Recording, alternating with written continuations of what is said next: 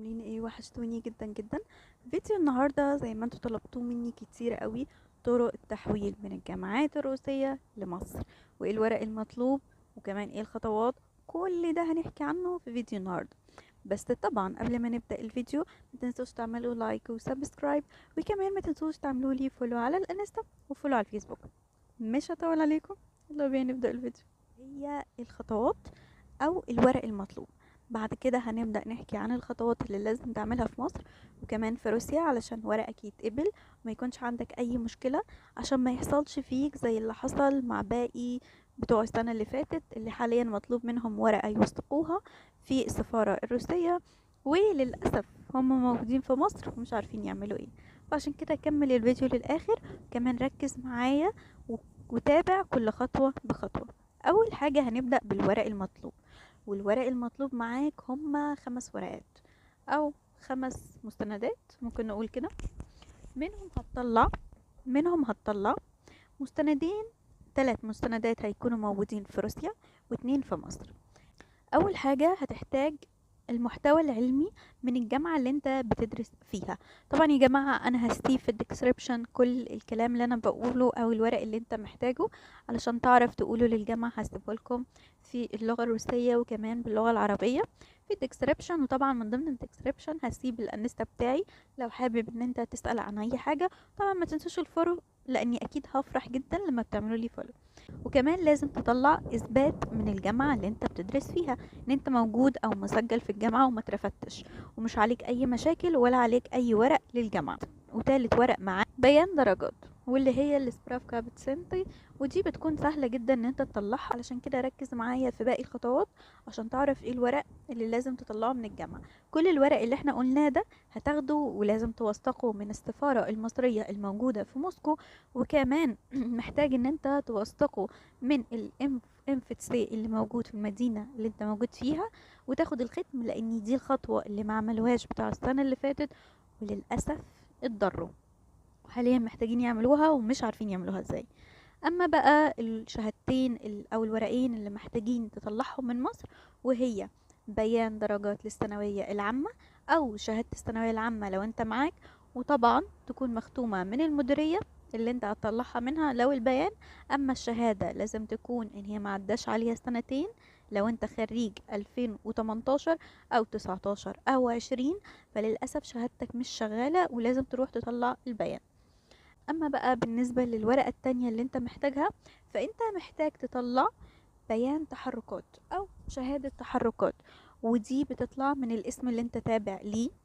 والورقة دي مش بتاخد معاك وقت على بال ما بتطلع، والورقة دي بتقدر تطلعها من اي قسم تابع ليك للمدينة اللي انت موجود فيها، مش في روسيا، في مصر. وكمان والدك يقدر يطلعها، مفيش اي مشكلة ولا في اي ضرر عليك. هتحتاجوا هنقوله كده مع بعض سريعا سريعا علشان ما تتلخبطش فيه. وكمان هسيب لكم كل الورق في الديسكريبشن عشان ما يبقى فيش اي مشكله. اولا هتحتاج المحتوى العلمي من الجامعه اللي انت بتدرس فيها، وكمان هتحتاج اثبات قيد من الجامعه، كمان هتحتاج بيان درجات وده كله هتطلعه من روسيا. وطبعا ما تنساش ان انت لازم تختمهم من السفاره وكمان من الاف سي. نكمل. وهتحتاج بيان الدرجات بتاع الثانوية العامة أو شهادة الثانوية العامة ودول من مصر، وكمان شهادة تحركات وقلنا نطلعها منين. تعالوا بقى نيجي لتاني خطوة، وهو أهم الخطوات اللي لازم تعملها بعد ما تطلع الورق ده كله. حاجة بتختار الجامعة اللي انت هتدرس فيها، سواء كانت جامعة أو جامعتين أو 3، بس يفضل ان انت تقدم في أكتر من جامعتين أو من أكتر من جامعة علشان لو اترفضت في واحدة التانية ان شاء الله ان شاء الله تقبلك. علشان كده حط في عين الاعتبار انك لو لا قدر الله حصل لك اي رفض في جامعة تبقى الجامعة التانية موجودة معاك. طيب بعد كده بعد ما انت بتختار ايه الجامعة اللي انت هتقدم عليها، محتاج ان انت تجيب ايميل الجامعة دي وكمان تبعت ليهم كل الورق اللي احنا طلعناه فوق. وطبعا قبل ما بتبعت ليهم الورق بتعمل زي ما قلنا توثيق للورق في الشهادة في السفارة المصرية اللي موجودة في موسكو وكمان في الانفتساب. بعد ما بتعمل التوثيقات دي وبعد ما بتخلص الورق اللي المفروض تحطه، بعد كده بتروح تبعت ليهم على الايميل صور من كل الورق دي، ومعاهم طبعا بيان النجاح او شهادة الثانوية العامة اللي موجودة معاك، وكمان شهادة التحركات اللي والدك طلعها.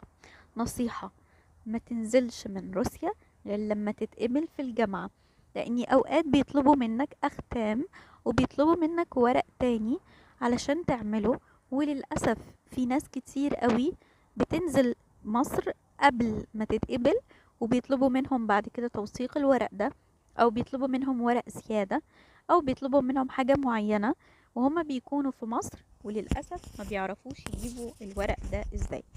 فنصيحة مني ليك، نصيحة كبيرة كمان: ما تنزلش مصر غير وانت مقبول في الجامعة وبعت ليك ايميل وبتقولك ابعت لي الورق الاصلي. بعد ما انت بتاخد التأكيد من الجامعة ان هي بعتت لك او قبلتك، تقدر ان انت تودع روسيا وتروح تتفسح في الحتة اللي انت عاوزها، وتنزل موسكو ومعالمها، لانك مش هترجع تاني الا وبعد كده عايز سياحة. فبعد ما بتنزل مصر وبعد ما بتخلص، بتبعت ليهم الورق عن طريق الايميل، او بتروح وهم بيدوك ميعاد ان انت تديهم الورق الاصلي. بعد ما بتخلص، ايه اللي بيحصل؟ اللي بيحصل ان هما بيدوك وقت بمدة اسبوعين ان انت تجهز لامتحان القبول، او امتحان تحديد القدرات، او تحديد المستوى زي ما هما بيسموه. بعد ما بتخلص الامتحان ده، بيدوك الميعاد وبتروح الامتحان. بيمتحك فيه في المواد اللي انت مثبت اللي انت جبتهم. بالمناسبة، كل الورق اللي انت هتطلعه لازم يكون بالانجلش، ما تطلعش اي ورق بالروسي. كل الورق اللي احنا بنقوله لازم يطلع بالانجلش يا جماعة. بعد ما انت بتخلص وبتروح تودي الورق ده، وبعد كده بيطلبوا منك الميعاد وبيدوك والامتحانات. هما بيقولوا لك المواد اللي انت هتمتحن فيها. بالاغلب بتمتحن في اناتومي لو انت طالب سنة تالتة، وكمان بتمتحن في بيولوجي لو انت طالب سنة تالتة برضو، وفارما ده شيء اساسي. اما لو انت طالب سنة تانية او سنة اولى، بيحددوا لك كام امتحان تاني غير الاناتومي وغير الفارما. بس دول الاغلب اللي حصلوا معاهم السنة اللي فاتت للأسف. طبعا ما تاخدش كلامي ده بصفة 100% هيحصل معاك نفس الحوار، بس انا بحكي عن بالنسبة للطلاب اللي قبل كده امتحنوا وحصل معاهم ايه. الطلاب اللي قبل كده امتحنوا للأسف نزلوا سنة، في الغالب بنسبة 70% أو 80%. كل اللي قدم السنة اللي فاتت نزل سنة، اللي كان في رابعة بقي في تالتة، واللي بقى في تالتة بقي في تانية، وهكذا. واللي في أولى عاد سنة أولى تاني. فعلشان كده حط في عين الاعتبار، لو انت هتحول انت هتنزل سنة. دي كانت أكتر حاجة الناس بتسألني عليها. معلومة بقى المهمة اللي أنا عايزة أقول عليها، إنك الورق اللي هتبعته على الإيميل لازم كله تجيبه في الأصل. يعني ما ينفعش يكون معاك شهادة PDF ومش موجود منها الأصل في ورق في إيديك، مش هيقبلوك. لازم كل الورق اللي انت هتبعته يكون موجود منه الأصل معاك علشان تتقبل. ما تنسوش يا جماعة النقطة دي عشان ما يحصل لكمش أي مشكلة ولا أي ضرر في الورق بتاعكم. وبس كده، وبكده يكون خلص فيديو النهارده. طبعا متنسوش تعملوا لي لايك وسبسكرايب، وكمان متنسوش تعملوا لي فولو على الانستا وفولو على الفيسبوك. مش هطول عليكم، بحبكم كتير. كانت معكم مونيكا، باي باي. لو عندكم اي سؤال تقدروا تكلمولي على الانستا او على الفيسبوك. باي باي.